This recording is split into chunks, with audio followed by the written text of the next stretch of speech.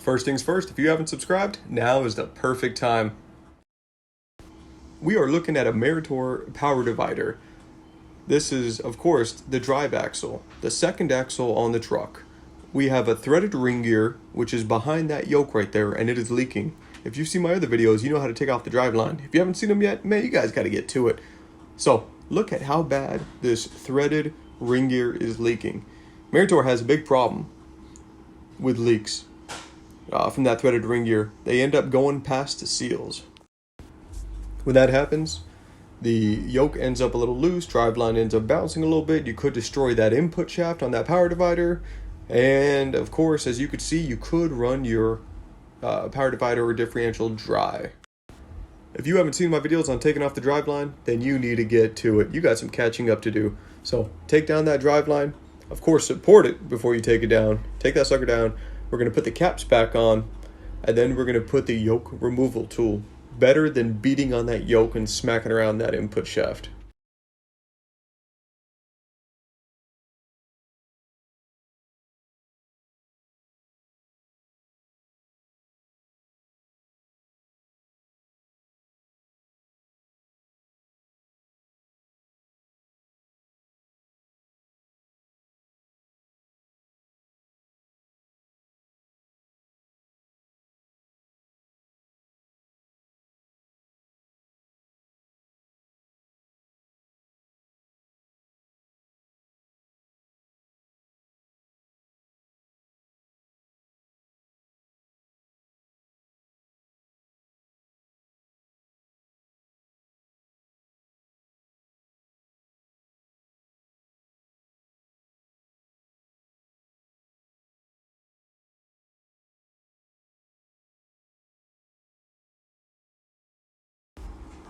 Now this is simply the best way to go.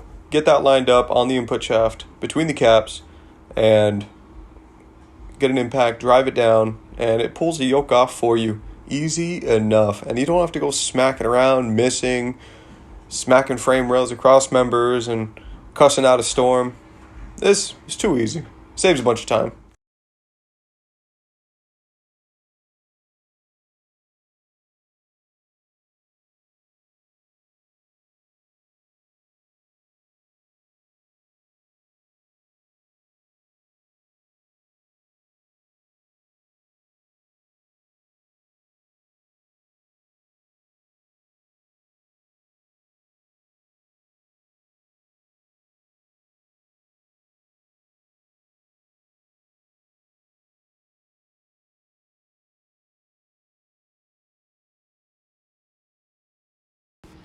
At the top of the ring gear, there is a little stopper. Just unbolt that, and you can take out that little key, and then we can turn the threaded ring gear. This stops it from moving.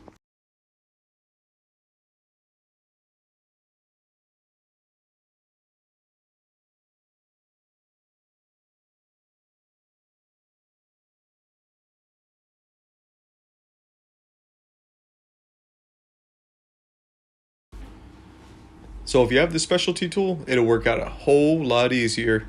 You can get this from any dealership or OTC tools, eBay, Amazon probably. You can get this from anywhere. If you don't have this, they make sockets, or you can use an air hammer or a hammer and a chisel probably, or a screwdriver. You can get real creative, but you're going to need something because you ain't going to do this by hand.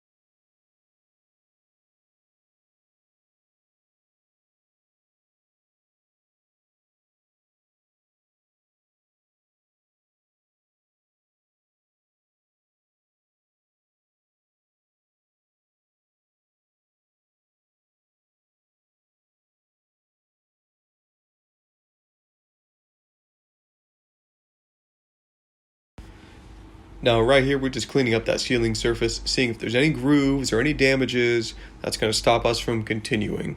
Now once it's cleaned up, we'll take a closer look, make sure that there's no issues whatsoever with putting in another one.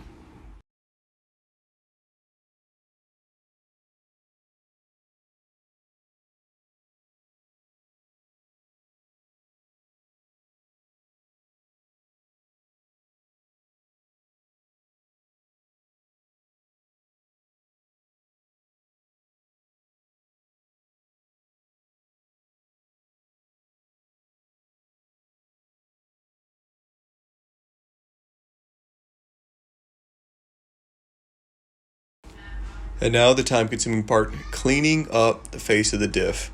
Clean all that up, scrape it all off, and as you can see, we fast forwarded that nonsense. Right here, I like to chase the threads and make sure that there's no Loctite or silicone in those threads. That's going to stop the new threaded ring gear from going on smoothly. I just like to chase them all the way around each thread and just make sure there's no issues whatsoever. Gotta do it right.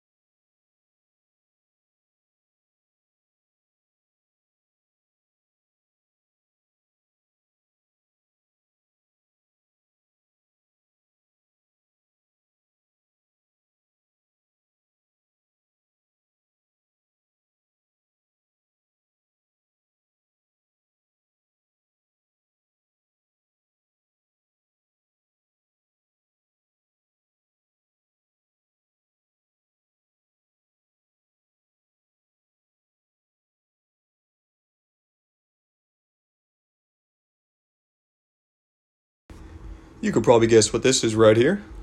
There's your new threaded ring gear. Here's your seal drivers, what you're going to need, your seals. All right, so right here we're going to get a little chisel and we're going to hammer on both sides of the yoke to try to get that seal cracked and off. Just be careful not to go too far, otherwise that thing is going to smack your yoke and you're going to have some issues.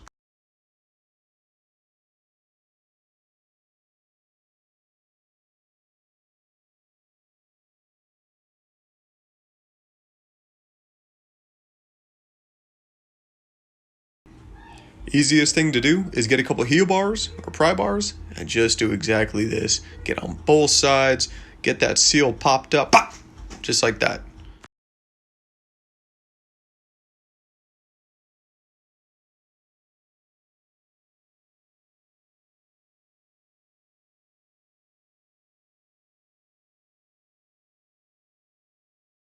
Now, of course, you need to get up a little higher to get that seal pushed up even further, so here's a little top secret information. Put a couple large nuts underneath and pop one more time.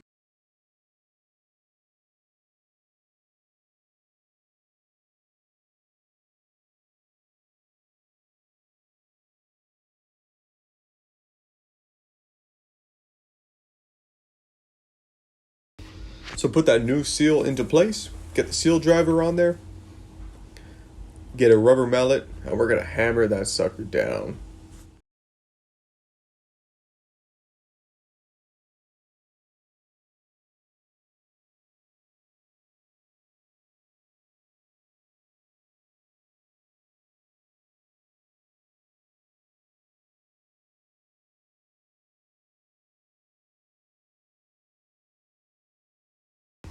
Right there, as you can see, it is not flush enough. We got to keep hitting.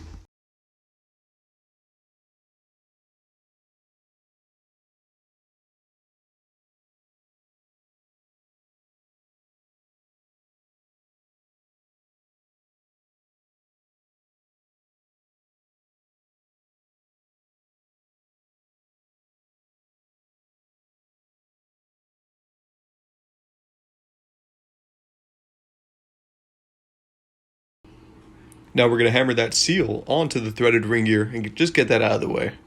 Make sure it's nice and flush all the way around. Right there, and when we stopped, it was not flush. Got to keep on going.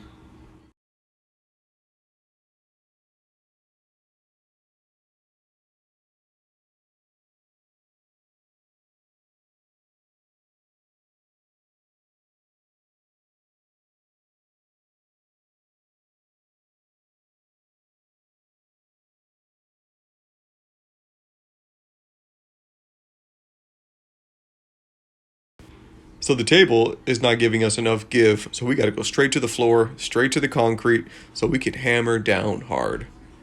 As you can see now, no gaps, it's flush all the way around.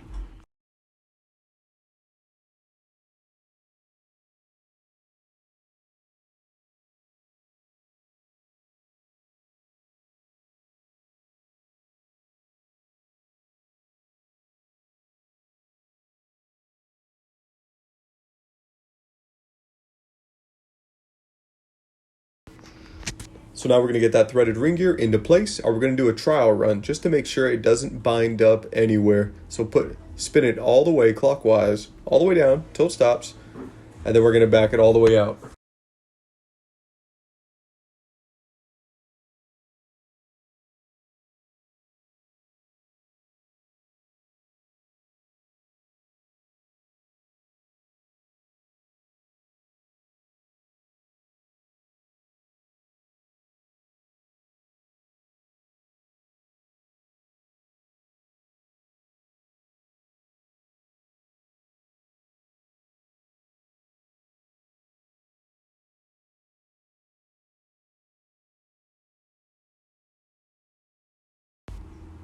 Right here, we're showing you it's tightened all the way down, and then we would just move 3 more clicks, which is 3 more tabs, 3 more of those little teeth.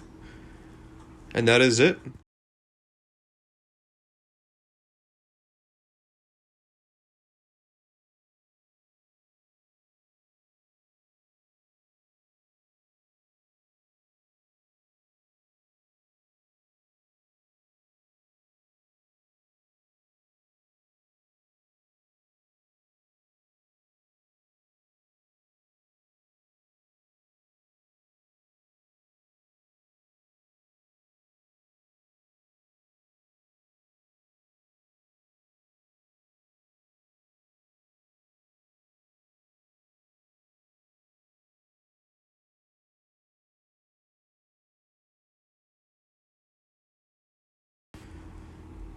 So now we can put on that special Loctite that came with the kit.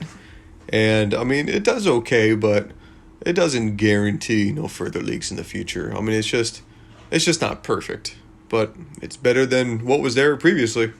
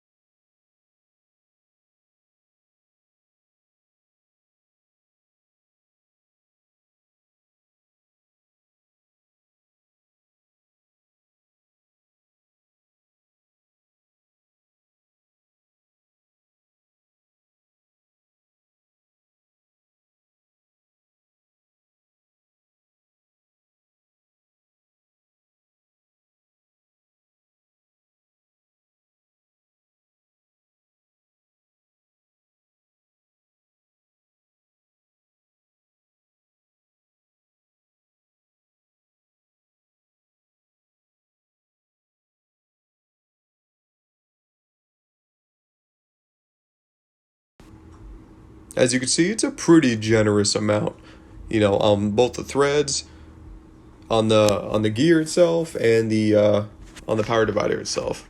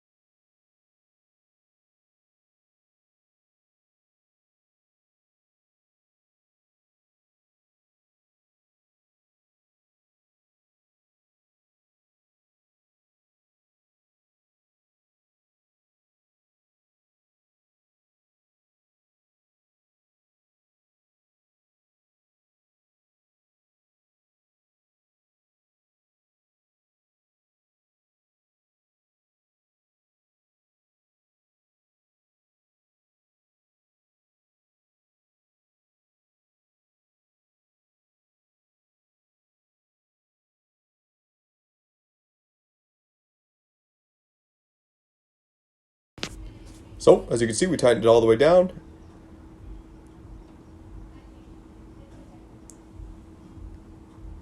And now we're going to back off 3 teeth.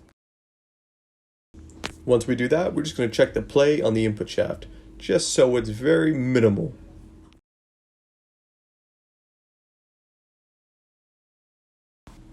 Perfect time to put that stopper back on there and make sure this thing is not going to move again.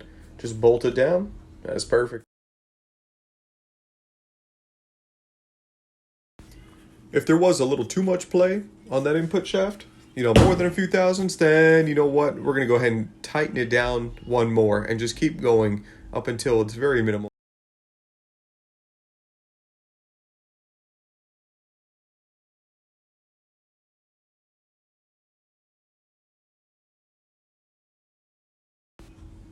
So unless you're super lucky, this thing is not going to go in smooth. So it's going to take some hammering, maybe a little Thor action to get this thing in there. So just be careful and don't get too crazy with it.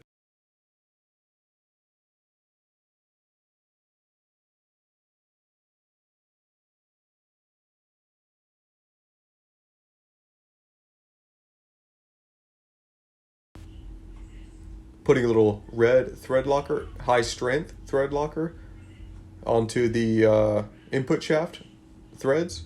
That way the nut will not back off when we screw it down.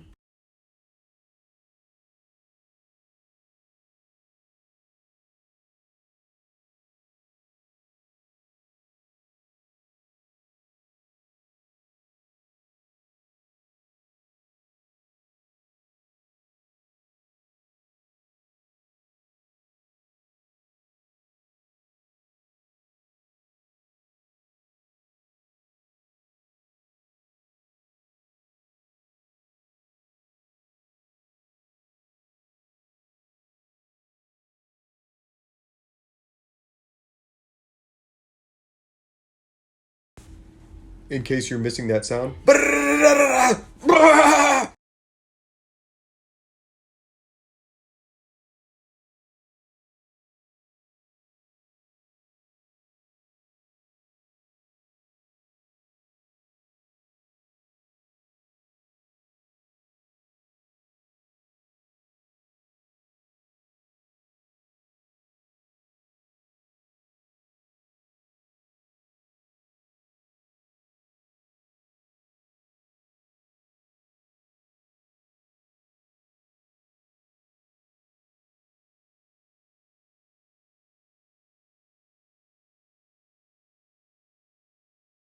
All right, and now that final check for free play, that vertical movement, make sure it is minimal.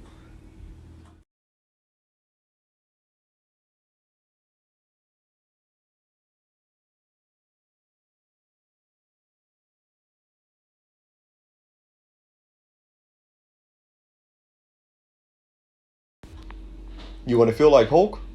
Undo that drive line and try to pick it up. Yeah, it gets you every single time. Makes you feel like a weak ass.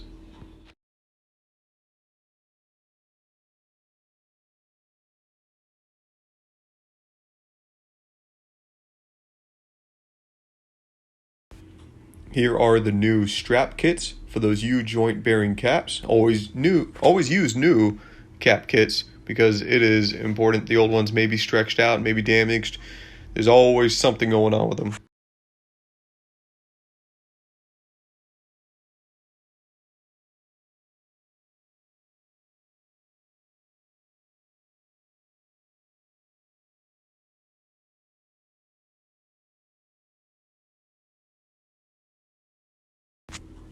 I know this is a damn good video, right? I wonder if Steven Spielberg would let me produce or at least direct his next one.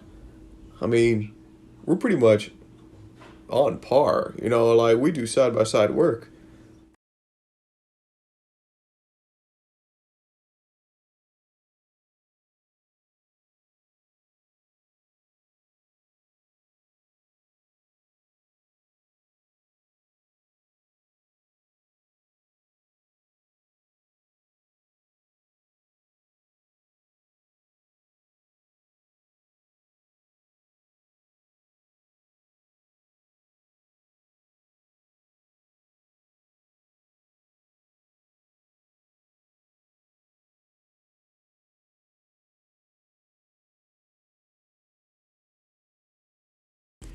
So this pretty much wraps it up. Once that drive line's installed, those bolts are bolted down. Check it one last time for free play. Make sure there's no movement from that U-joint. And we're good. The job is done. See you guys.